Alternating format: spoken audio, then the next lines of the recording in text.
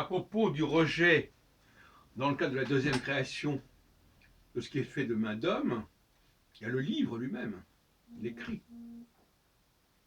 Et donc l'écrit et le livre seraient détestables au nom de Dieu, au nom de Dieu de la deuxième création. Mais ils seraient recherchés par le Dieu, homme, l'homme-dieu de la troisième création.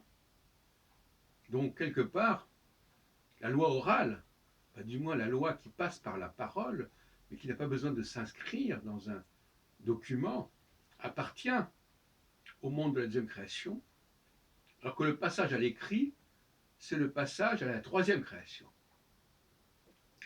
Par ailleurs, je dirais que les astres appartiennent forcément à la deuxième création, ils ne sont pas la fabrication de Dieu, des hommes, je veux dire, c'est évident.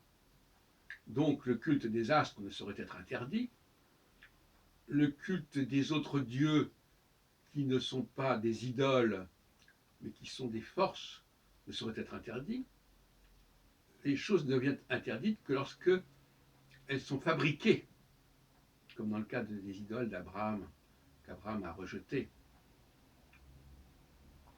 Donc, refuser l'astrologie, refuser le culte des astres, c'est un blasphème contre la création divine.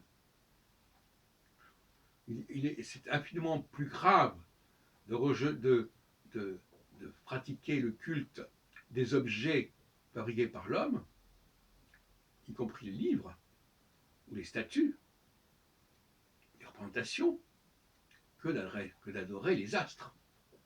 Par ailleurs, le mot polythéiste est employé souvent de façon tout à fait biaisée, parce que polythéiste et idolâtre, ce sont deux choses différentes. Par exemple, les Grecs, la mythologie parle des dieux, elle est polythéiste, elle n'est pas pour autant idolâtre. Et inversement, on peut être monothéiste, soi-disant, et être idolâtre par ailleurs.